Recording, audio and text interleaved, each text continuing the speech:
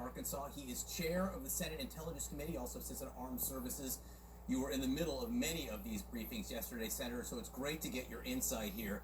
The reporting this morning is that these drug runners did not appear to have a radio at the time they were killed, and Admiral Bradley said they were not in a position to call for help at the time. So what threat did they pose?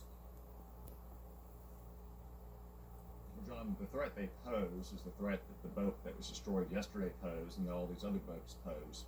They're running drugs in high volumes into the United States that have killed hundreds of Arkansans in recent years and hundreds of thousands, if not millions, of Americans. It's not exactly what Admiral Bradley said. He said that they didn't have any intercepts of these two drug traffickers trying to radio or call for assistance. That doesn't mean they weren't doing so. It doesn't mean they weren't trying to access communications equipment on the boat, or that they didn't have any of their drug trafficking pals trying to come pick them up because they were just off the waters or just off the coast of Venezuela. That's a known area for drug cartels. Did you see any evidence of them trying to use a radio in the video you saw?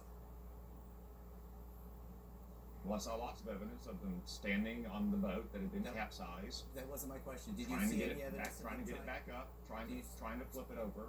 Did you see any evidence of them trying to use a radio? No, I didn't, John. No, John, but they were clearly not incapacitated. They were not distressed. One guy took his T-shirt off like he was sunbathing. They were trying to get the boat back up and to continue their mission of spreading these drugs all across America. Did they get the boat back up? That's what they were doing, and that's why Admiral Bradley ordered the second strike. Well, no, they didn't, because we killed them, and we were right to kill them, and Admiral Bradley was totally justified in the decision he made. A decision, by the way, that was broadcast on multiple secure screens at the Pentagon in Fort Bragg, and that hundreds of people watched in real time with probably dozens of JAG lawyers. So what the Washington Post said last week was a complete lie. They owe an apology to Pete Hegseth, and especially they owe an apology to Admiral Mitch Bradley. He is a highly decorated career Navy SEAL.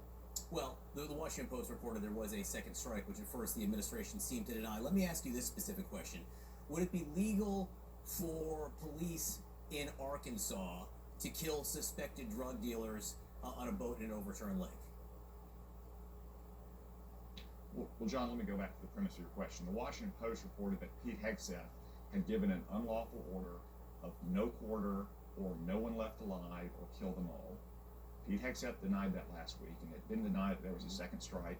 Mitch Bradley and Dan Kane both flatly denied that yesterday as well, which some of the Democrats who watched that video and got those briefings confirmed.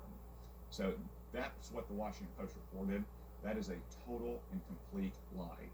I just respectfully disagree with my Democratic friends here. I think the problem they have is not with the second strike, it's with the first strike and every other strike on these boats.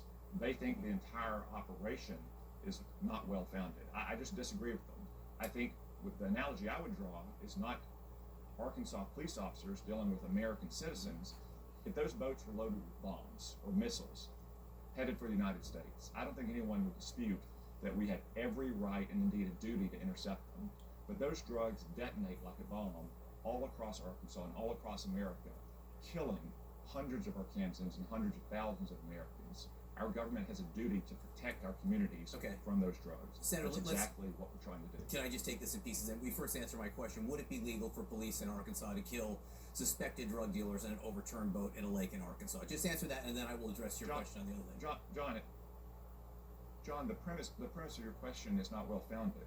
Criminals in Arkansas are not foreign nationals who are affiliates of a foreign terrorist designated organization. The answer is no. It would not be legal. It's like saying hang on, Senator. The answer is no. It would not be legal to kill them. Let me ask a follow-up question. If they are terrorists, when did Congress pass the authorized use of force to attack them? John, the reason why your question is not well-founded is like saying, would Barack Obama be okay droning an American citizen when he was president like he did to Anwar al-Awlaki over in the Middle East? These are totally different categories. Senator, that's why I asked when Congress passed the authorized use of military force. There was an authorized use of military force against terrorists. I'm not saying what he was legal or not, but that's what they based it on. In this case, when was the authorized use of military force to attack suspected drug dealers off the coast of Venezuela? John, the president has inherent authority as the commander-in-chief under the Constitution to protect America using our armed forces against a foreign terrorist organization. Congress has passed laws that allows the president to designate foreign terrorist organizations. That's what he's done with these cartels in Venezuela, who are deeply intertwined with the illegitimate Maduro regime. The president is. They call them non-state actors. I will say the latest explanation. Excuse me, Senator. The latest explanation from the administration is they are non-state actors.